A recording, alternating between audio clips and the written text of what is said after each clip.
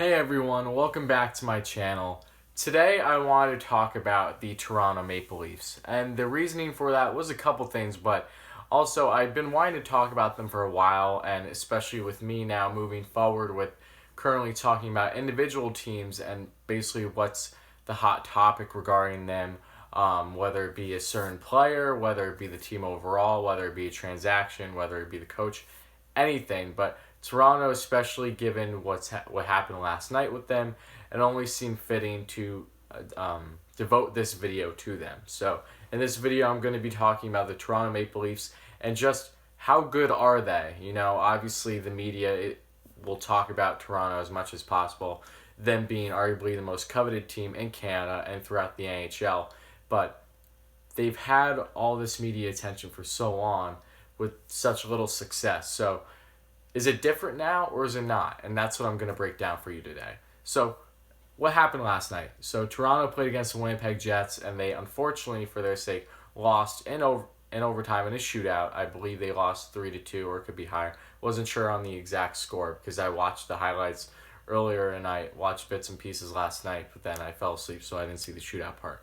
But overall, Toronto, besides that shootout loss, and they lost the game before that, they have been absolutely fantastic since having an abysmal start to the season. If you didn't know already, obviously going back over a month or so ago now, they fired Mike Babcock. They brought in Sheldon Keefe, and since their new head coach Sheldon Keefe has been put into place, and 22 games played with them, they are 15-5-2. Fantastic. Overall, their record in 45 games played is 24-15-6 for 54 points. They are currently tied for second in the Atlantic, but are third just because of it could be between goal differential, or it could have been the amount of games played, with Tampa right above them. And Boston is obviously in first. Toronto is still 7 points away from even reaching Boston for the top spot in the Atlantic. But overall, Toronto has been playing fantastic hockey as of late, the past month or so, and I really want to break down the reasoning for their success and just how much more impressive it is, given the fact that they haven't had all the pieces together. So let's talk about goals, let's talk about assists, and let's talk about the overall points. The goal leader is obviously Austin Matthews with 31 goals, and right behind him is William Nylander with 19 goals, and right behind him in third is John Tavares with 16 goals. I would like to see a little bit more out of Tavares, but I understand that he did come off of an injury like earlier in the season, and he's obviously not going to have the kind of pace they had last year with 40 plus goals and 40 assists, but as long as he can be consistent for them on a nightly basis, especially with some of the key forwards that they have out due to injury, then I think that will definitely be crucial into their success continue to go forward. Assists is Marner with 31. Marner is off to an excellent pace once again. Is on the same pace he was on last season, even though he didn't. He was out with injury this season too, missed a little bit over 10 games. He's still over 10 points per game right now, so that is great to see for him. And behind him is Matthews with 23 assists, and then third is Morgan Rielly with 23. Rielly isn't on pace to be putting up the points like he did last season, but he has picked it up lately, and he is still consistently been the Leafs' best defenseman for quite some time now, so that is great to see with him. And in points, Matthews with 54 points in 45 games. Marner right behind him, well, not right behind, actually over 10 off, with 42 points, but like I said, he's only played a little bit over 30 games. And third is William Nylander, who's really proving that his contract is worthwhile now with 38 points this season. So, in regards to the forward group, let's talk about Austin Matthews. He's been the talk about, especially after last night, and has been since he's been drafted. But especially this season, he has been on a historic pace. He got past 30 goals last night, which now has him as the first U.S.-born player to have 4 consecutive 30-goal seasons. So that is fantastic. Matthews is on pace to possibly go down as the best American-born player to ever play the game, which is crazy when you think of guys like Patrick Kane and how good he is, Mike Modano, etc. There are plenty of other recognizable guys there, but Matthews, as long as he stays consistent and gets better and better as he gets older, which is seemingly what he's doing because he's on pace for a career year, then only good things are going to happen. So that was great to see with Matthews. And another thing that I want to talk about, this Toronto team, what's impressed me more than anything about them is the fact that even though they have lost their last 2 games, I don't think it's anything to stress. And they've done a lot of winning without the likes of top 9, really top 6 forwards like Andreas Janssen, who's been out for a bit now, and I don't know how much longer he's going to be out for, but could still be quite some time. And obviously Ilya Mikheyev, who is going to be out for at least the remainder of the regular season, which was a huge blow to them, seeing him get hurt the way he did. And Jake Muzzin has been out since before the new year. So there are some key players, and you can even throw Trevor Moore in there as a really good bottom 6 guy for them. There's a lot of key players that have been out of this lineup and are going to continue to be. And Toronto, remind me of the Pittsburgh Penguins, aren't letting that slow them down, which is great to see.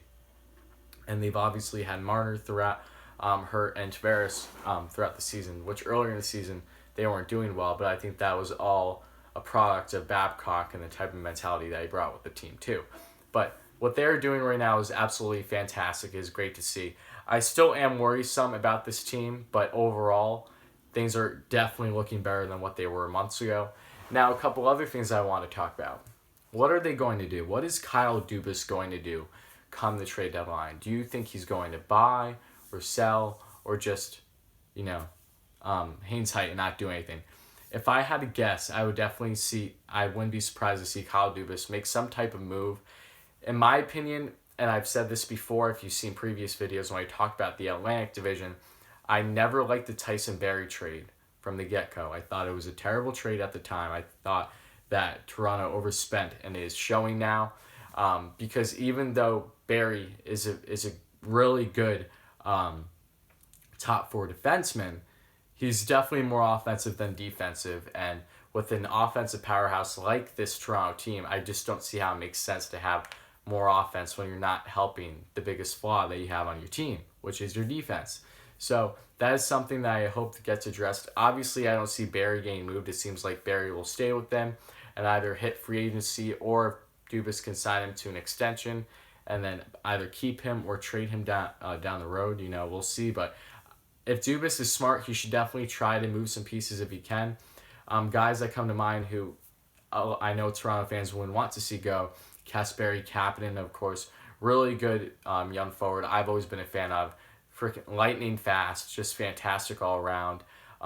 Taking him off the cap, as well as possibly another forward in the top 9, as long as it doesn't make too much of a hole, would be advisable in my opinion. But it's going to probably be harder and more unlikely to happen given all the injuries they've had now. But in my opinion, they still need to make a move defensively, especially with Jake Muzzin being hurt, not knowing how long he's going to be out. And overall, Muzzin is solid, but I still feel that they need another piece there. I don't think Cody Ceci does a job, and while their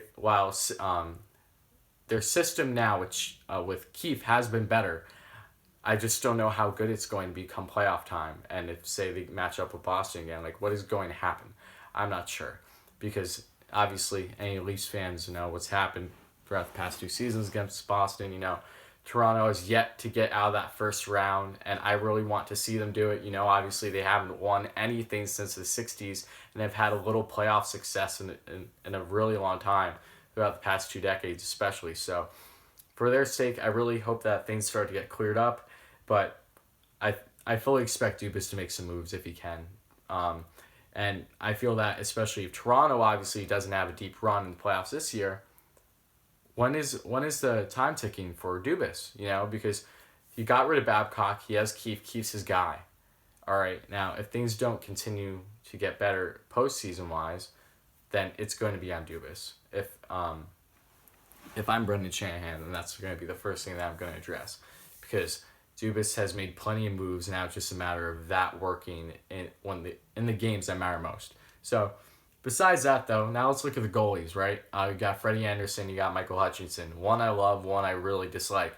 Freddie Anderson has been the backbone of this Toronto team, has kept them in games night in and night out, really since they first started the end of their rebuild, having the Austin Matthews and the William Nylanders and the Mitch Marners come into place. He has been fantastic for them.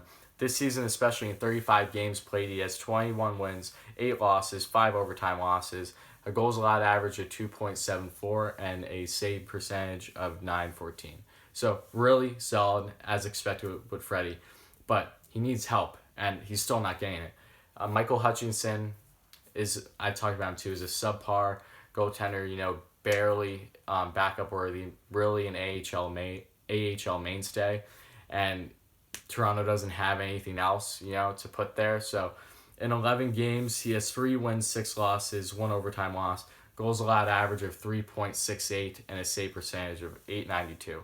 So that is not going to cut it. And if I'm Toronto, you obviously want to give Freddie some time to rest, especially come postseason, and they're not doing that.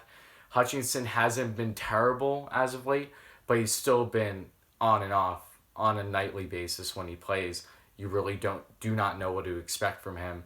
Even when Toronto has performed well in front of him, there has been games where he just flat out hasn't been able to do it. So, in my opinion, Hutchinson needs to go. They need to get someone better as a backup, not just a matter of who, and if they can actually make the deal work due to cap reasons. Obviously, I've talked about Alexander Georgiev previously in videos, the Rangers goaltender who seemingly seems to be the odd man out with Igor Shesterkin coming up for the Rangers. Talked about that in a previous video. If you haven't checked it out or any others, please go check them out. I'm sure you'll enjoy them, and I would really appreciate the feedback, anything you have to say, and the like, comment, subscribe, etc. But overall, Toronto, I really like the place that they are in now. Austin Matthews is really coming into his own, and he's broken out since he's come into the league, but now he's putting himself up with the elites, not just with goal scoring, but as an overall player. His defensive game is getting better, and overall he isn't seeming like as much of a liability given the fact that he's been injured in all of his seasons leading up to this season. So fingers crossed he stays healthy throughout the remainder of the season, and he has a monster year that he is already having in this first half. But overall, that's really all I have to say about Toronto. They are so entertaining to watch. Their offense has been lights out. They have the 4th best offense currently in the NHL. But like I've said too about their defense, which really needs to be addressed. Even with them playing better, I still do not think it's enough come playing time. If they play, especially against a team with some more grit or just a more defensive minded team, I feel that it's just going to shut Toronto down. And they currently have the 11th worst offense in the league. I mean, defense, I should say. And their penalty kill is 7th worst in the league currently at 76.34%. So that is definitely something that needs to continue to improve. Their defense isn't nearly as bad as what it used to be, but it is still not to the point where I think they can have long-term success. Because if you look at most teams that win, that have long runs in years prior, whether it be the St. Louis Blues last season, how they changed their season around, the Pittsburgh Penguins, the Penguins have always had a sneakily good defense, and their system has been fantastic. But they have to have the right guys at the end of the day. And I feel that Toronto, with their current group, they still don't have the right guys defensively, but they're not far off. I think if they can just make one solid move defensively, maybe add a depth forward, a guy that can be in their bottom 6, add some grit, something like that can just give them something to bank off of, especially come playoff time. And if they can address the goaltending situation at all to really help Freddie get some rest in the latter part of the season, then that would be fantastic for them. But that's just my opinion. We're going to see what happens, but overall Toronto has been playing fantastic their past 20 or so games, and hopefully for their sake it continues. But that's going to conclude this video. That was just me talking about Toronto. I'll be talking about other teams going forward, and I'll be posting as many videos as I possibly can, as long as I have the time. So thank you all so much for watching. If you haven't checked out previous videos, like I said, please go check them out. Drop a subscribe button if you're interested in more content like this. It's all going to be NHL related. And yeah, that's really all I have to say. So thanks so much, and I'll be back in a day or two.